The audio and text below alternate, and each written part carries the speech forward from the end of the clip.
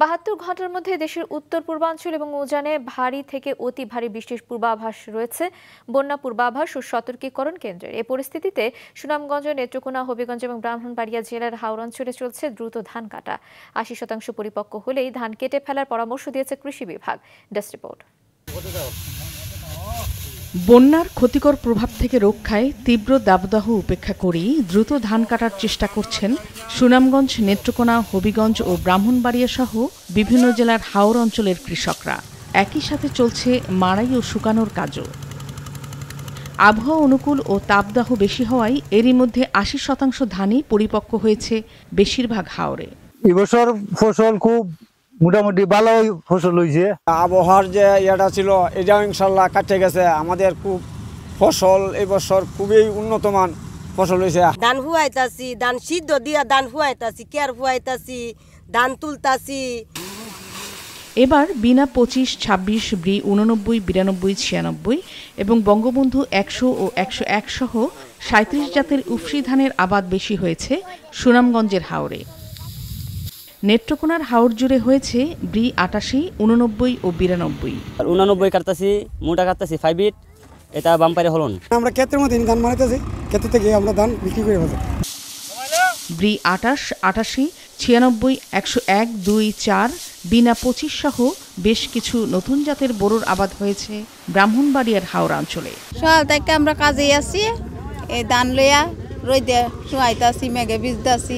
এখন আমাদের ধান কাটার মেশিন আইসা আমাদের অনেক উপকার হয়েছে। আমরা ৫০০ টাকা কাটাতে সহজ হয়, ধানটা আমরা অতি তাড়াতাড়ি তুলতে পারি।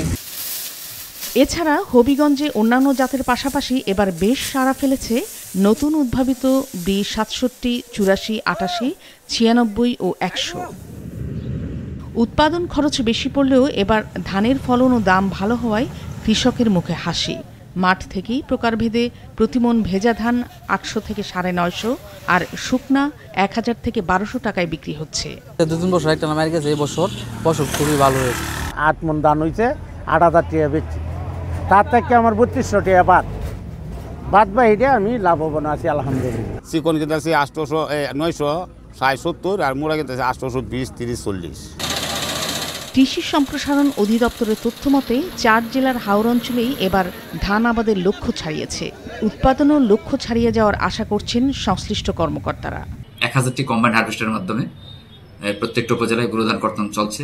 এর পাশাপাশি সুনামগঞ্জ জেলার নিয়মিত শ্রমিক প্রায় ২ লাখ, অনিয়মিত শ্রমিক ৩০,০০০ এবং বাইরের জেলা থেকে প্রায় ১০,০০০ শ্রমিক, মোট ২,৪০,০০০ শ্রমিকের মাধ্যমে আমাদের গরু ধান কর্তন চলছে। যে হারে আমাদের মাঠে ধান কাটা হচ্ছে এবং ধানের বর্তমানে যে স্টেজে আছে, আমরা আশা করি যে যেহেতু আমাদের কম্বাইন হারভেস্টার মেশিন আছে, যদি আমরা কোনো ধরনের প্রাকৃতিক দুর্যোগ না আসে তাহলে ইনশাল্লাহ এই মাসের মধ্যে আমাদের হাওড়ার যে ধানগুলি আছে এটা আমরা সম্পূর্ণ কর্তন করতে সক্ষম হব। আমাদের প্রায় ৩২,১০০ হেক্টর হাওরের জমি আছে।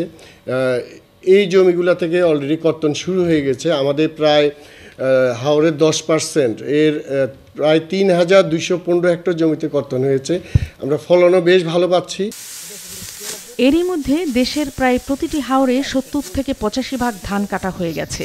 চলতি সপ্তাহের মধ্যেই বাকিটা কাটা হয়ে যাবে আশা করছে কৃষি সম্প্রসারণ অধিদপ্তর। নাদিয়া আফরিন, মাছরাঙা নিউজ ডেস্ক।